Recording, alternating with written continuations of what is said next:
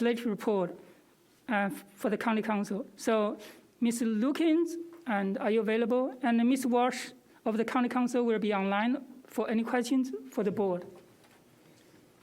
Good evening, Dr. Wu, members of the board. This is Danielle Luking, Legislative and Legal Affairs Officer in the Office of the General Counsel. So this bill is, again, a county council bill, CB24-2021. And the committee discussed this bill in terms of, there are two portions of this bill, but for the second portion of the bill having to do with a delay in adopting zoning regulation amendments within a year of the adoption of the Howard County General Plan. And when this bill was discussed by the committee last week, they wanted to bring it forward for discussion by the full board and invite Ms. Walsh. So Ms. Catronio or Ms. Walsh, if you wanted to say anything there. Sure, I'll start. And I want to, is Ms. Walsh online before I thank her for coming? Yes. Oh, yeah. I thank Chair Walsh for coming and being available to answer any questions. I brought this forth to the Legislative Committee because I feel that the Board of Education needs to get more involved with ZRAs that can be potentially impactful to our enrollment and our capacity. And this bill that Ms. Walsh has filed speaks to that in the time period leading up to the general plan. And that's what the county is undergoing right now, is the next 10 years, development in the next 10 years, and the school system has a vested interest in that. So if any of my colleagues, we had several questions at our committee meeting, and so Ms. Walsh is here to answer your questions, address concerns, and see how this relates to the Board of Education. Ms. Walsh, do you want to talk about that? Thank you. Thanks for coming here. Of course. Thank you. Thank you, Dr. Wu, and esteemed members of the board for having me. Member Catronio summarized it quite well. This is a bill that is relevant because of the context of the general plan that Howard County government is undergoing now. I think the last time actually that I appeared or at least attended a legislative committee meeting of yours was when we were trying to get a better handle on land reservation for schools. And what the council has run into on the legislative side since then, despite best efforts by some of my other colleagues actually, is that we can't actually legislate much more than what we have in the code now, which was as part of a review process. County government is to think about things like where would schools possibly be sited on some of these very largest developments, and what can be done on the front end of those developments to make room for the schools that the new children that would live in those homes would need. And so this was kind of the reverse of it, which is if we can't legislate it, then the place that we need to address it, we're told by the Director of Department of Planning and Zoning, is in this general plan process. And so that means that all of us, not just the Board of Education, but all of us should be invested in that ongoing process right now. It's HOCO by design. Just this week, in fact, at 7 o'clock tonight, is the fourth in a series of public meetings that they're having to gain public input. But I will tell you from the very beginning of that process, before even a consultant was hired, each of the 5 council members implored Department of Planning and Zoning and the executive, its administration, to put schools at the forefront of planning, that we are always in a reactive mode based on what's gone down in the last decade or more of development in this county. And the only way that we can reverse that is to center schools planning along with all of the other infrastructure and private development that we allow to continue in this county. So if the focus where we're going to make sure that we have provision for schools is in the general plan and not specific amendments to or new legislation, then what this bill aims to do is say, look, we're a year away from a new general plan.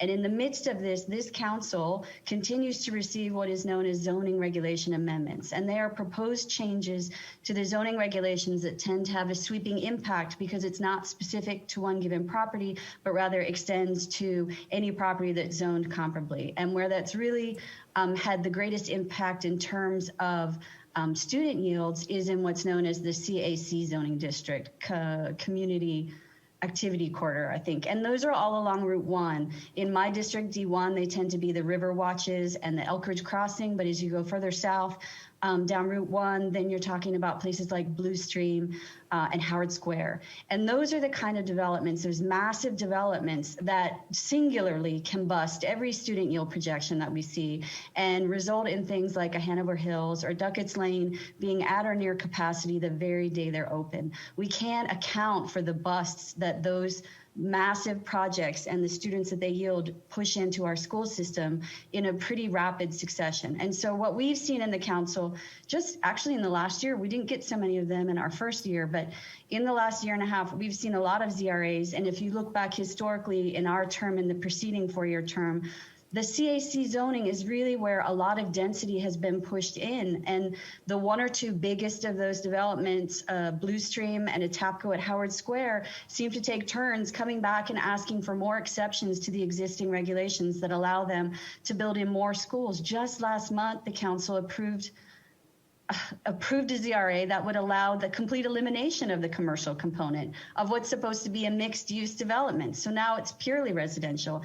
And by some very late filed amendments, a majority of the council approved allowing that elimination of commercial development in every single CAZ across the county, or up and down Route 1, because that's the only place it is. And what that does is have this jarring impact. We ourselves on the council don't know what effect that's going to have. We don't know how many projects are going to result in how many additional residential units versus commercial and how many students that's going to yield. We didn't know that when we approved that bill last month. So there's no way that a school planning agency can have any way of reacting to that. And there's no way that we can pretend as a government that we're prepared to receive those kids and do them good. So this same kind of bill was proposed in Anne Arundel County by the then executive, and the council approved it. It's just to allow the existing planning process, this 10-year vision document, to get into place without having these little kind of pecks at it at the very last end before we basically do away with what was there before and enter into the new plan. And so it's a sunset provision basically on ZRAs and lets everything kind of settle as we look towards the future and whatever this new plan holds for the county. Thank you, Ms. Walsh. We have board members have some questions. Please raise your hand. First, Ms. Walsh, Ms. Watts. One of the questions I had when we were meeting as the legislative committee was, is there a reason that you're doing this 9 years out as opposed to 1 year prior? Because the question was, could there be a possibility where the general plan actually gets extended beyond the 10-year mark, so we're in year 11, 12, or something with the exact same plan, and now we have this 3-year timeline that where we're kind of holding up the construction? Is it possible to just do it 1 year out so that like it's always consistently the same? Yeah, we the 10-year requirement is by state code, so that's how we backed it up. To be compliant with state code, we need to be looking at that general plan every 10 years. So that's why we did it -9, so that there would be this incentive. You know, we don't want the foot dragging. We want to be compliant with state law. We want to update the general plan on the required timetable, and we want to take that break in that last year before we get to whatever the new vision is. So that we didn't want to put in a situation that contemplated that we weren't going to be complying with state law. Okay, so the goal is that, or the thought is that the general plan actually always happens on the 10-year cycle, and not there's no exceptions to that. Right, and it may. I mean, it's actually, I think the reverse is possible. The last general plan was adopted in 2013. So if we may actually be a year ahead of time. So this may not take effect if we're ahead of schedule, but it definitely would be an incentive not to fall behind the state required timetable. Okay, thank you. Thanks. Okay, Ms. Marlowe, you're next. Thank you. Thank you for coming, Chair Walsh. I just am seeking clarification. So when a ZRA is brought before the county council, you have no ability to limit it to the particular area or particular project, correct? In theory, yes, that would be called spot zoning, and we are not supposed to do that. Okay, and rather than change the structure, I assume that's not a possibility, to be able to change the structure rather than this component of the zoning regulations. Yeah, in terms of a structure that's like a state mandate in terms of how we approach general planning, comprehensive planning, and how our individual county, accomplishes that through our own code. This seemed like the cleanest way to get to that point. Okay, thank you. Our next speaker, Mr. Khan. Thank you, Chair Walsh, for coming. I have a specific question on the council summary. It writes, requiring a specified report related to disclosure of certain contributions and business relationships in the compliance with the Maryland Public Ethics Law. Does that not already happen, or is it just confirming it? Thank you for asking that question, Mr. Khan. It does not already happen. It should happen. Same thing. It's in our state code. It's explicit in our state code. It says before you make an application, you file these disclosures, and it says before the council considers these zoning applications, we get a summary report of those disclosures. And if there's any disclosures made since the initial disclosure was made, you got to update it. That never happens. It's come up before the zoning board, and it resulted in a months-long delay because an applicant kept finding more LLCs that had made donations to more campaign accounts. It's, to some of us, it's a big deal. Land use is big money in this county, and influence, it can be made, it seems like. And so this is to daylight that provision and to put more of an onus on us, the council and county government, to, again, comply with that state law. I thought that would be the non-controversial part of this bill since it's already in state law, but that's the one I get the squawking about. Thank you. Thank you, and I'm next. So I really appreciate Chair Walsh come here, share this with us. Thank you very much. I think I like the idea of the public ask report made by applicants for developing regarding campaign contribution or business with the county council members or the county executive.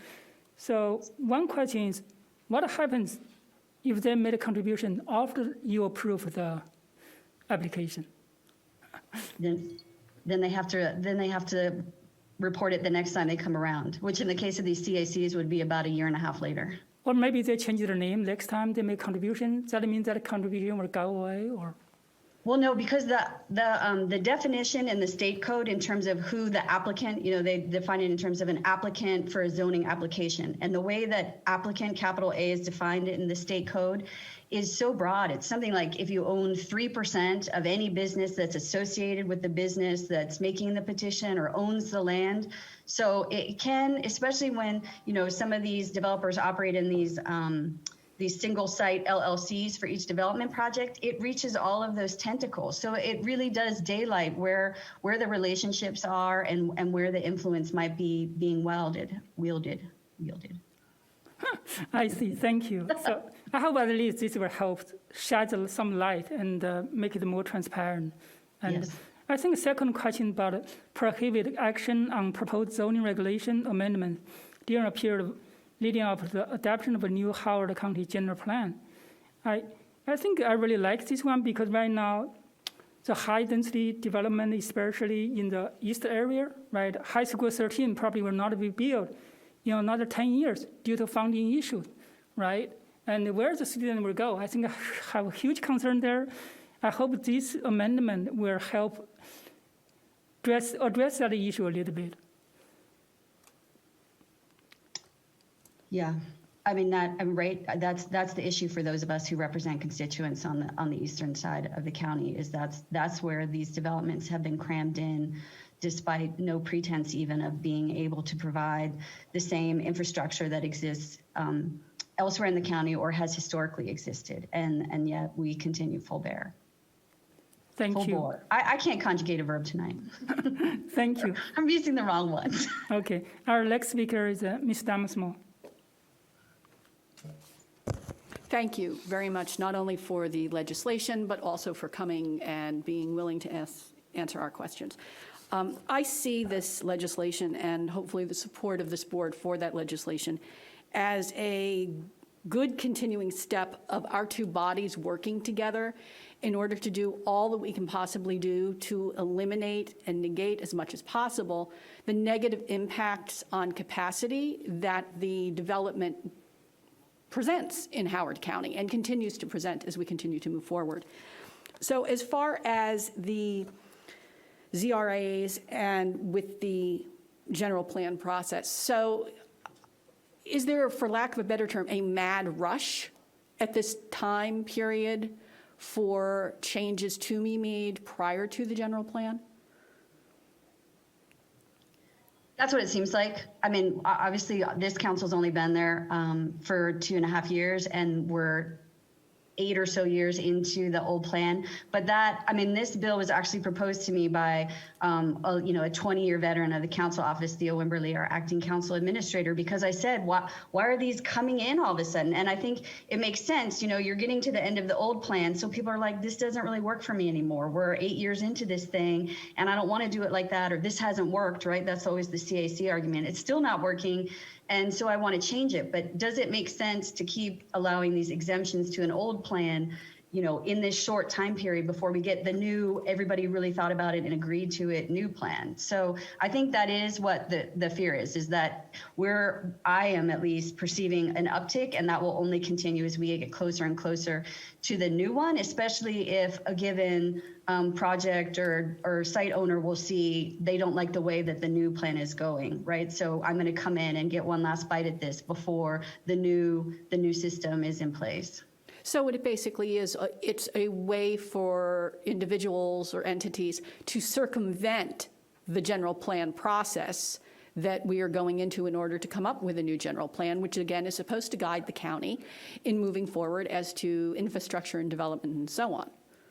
For sure, right? I made a crack at one of our work sessions, which is we're not telling developers and these property owners to go play a board game on their laptop like we tell our constituents. We don't tell them to fill out surveys that don't mention schools until the 15th screen of a survey. They just have their lawyers file an application and they wait long enough and get the approvals up the chain of custody, and then come before the council, and then so far a majority of us approve it. So it definitely seems to be circumventing existing plans, existing regulations, and just this general process that includes everyone in a vision document. Yeah, and I think the only way we, both as a school system and as a county, are going to be able to attack and mitigate the issues we have with capacity is that if we do put the schools at the forefront, and that we do realize that they are a very necessary piece of the infrastructure. And it is very disturbing to me as a board member when I hear about more and more development and being told, oh, well, don't worry about it, it's not going to be that many kids. And then we look at it, and we're able to look at it now by Polygon because we have a board member who goes through all of this, and we are seeing that the numbers there are upticks in these numbers. So I believe that anything that will help the process actually reach the result, which is to have community input and input from, I would say, other elected bodies to move forward, is a good idea. And with regard to the part on the campaign contributions, I think that is especially since it's not being done, that I think that will help provide additional clarity and transparency with the process. So thank you. Okay. Transparency with the process. So thank you. Okay, Ms. Mahler.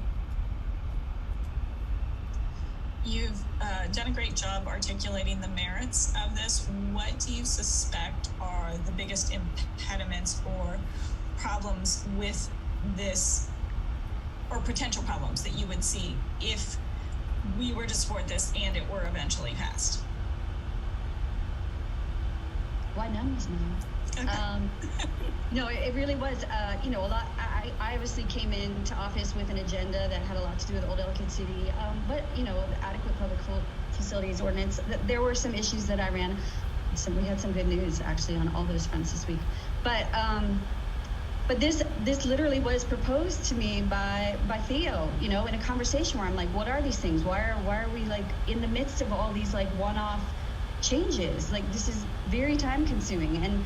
And to see that Anne Arundel County's executive proposed the same kind of law as they were going through their own general plan process, and that was adopted by the council. The thinking really was this was going to be like a consensus bill, and there really isn't any harm, right? You want to give the processes in place the chance to function as they were intended. So I am not able to articulate for you the downside or the impediment to this. Okay, if you could, I appreciate it, and I thank you for your candor. Thank you.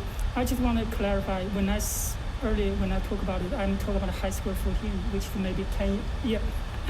Sorry for that, maybe 10 years far away. And high school 13 is on the ground. We are actively building that. So I just want to assure the committee on that for that area. And then our next speaker is Ms. Mawson. Hello, thank you for coming to the meeting.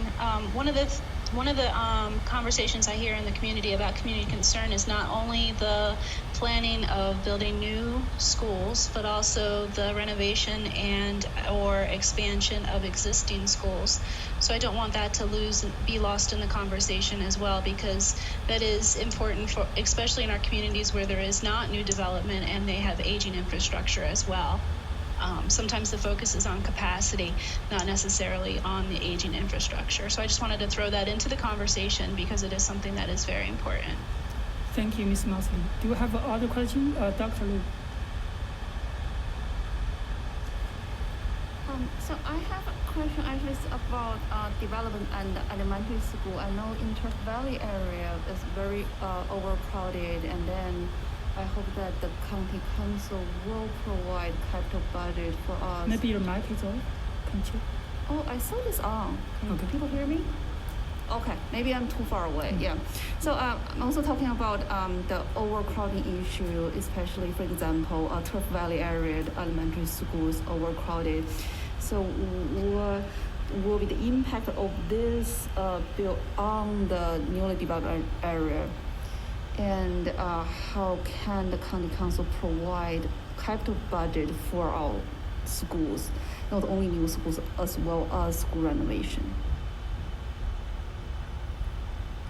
Those are two questions, right, Dr.? Yes, two questions. Okay, I think I got it. Okay, so the first question is, I actually tried specific to Turf Valley a couple of months ago to include Turf Valley in AFO considerations. They are excluded by virtue of some plan submission made in 1986 from a lot of county laws, including ensuring that school capacity exists for new kids generated by the new homes built there.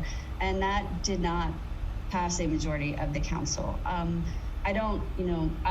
know actually there's a ZRA that's going to probably be before us this month, specific to Turf Valley, but it doesn't have anything to do with school capacity. It's a gas station. But that Turf Valley is kind of its own animal because it's the only district in the county that has this planned golf course community zoning district. And they call the shots. So I took a swing at that, knowing that even in District 1, although Turf Valley is in District 5, a lot of our kids go to the same schools, and a lot of those schools are overcrowded. And so, and I think it's a countywide issue anyhow, but I've tried to legislate a solution at Turf Valley, and it hasn't succeeded. On the budget side, the rules for the council are pretty specific in that we can't add to the budget that's presented to us by the executive. We can cut for education. We do have one exception, which is we can cut and we can add back to education, but we can't increase whatever the starting point is that we receive from the executive. And so the council gets that capital budget April 1, and we get the operating budget later in the month. But and individually, I'll assure you that we will leave funding for capital projects intact, and I think we largely have, even when there's not a state commitment to the extent that we would have liked. But we can't. We are not the starting point for how the capital projects are funded in each annual budget. Okay, thank you. Thank you. Do you have other questions? Otherwise, okay, you didn't raise your hand. Okay. Ms. Quattrani. Oh, thank you. I move to support CB24, to take a position of support, CB24-2021. Second, this is Dr. Liu.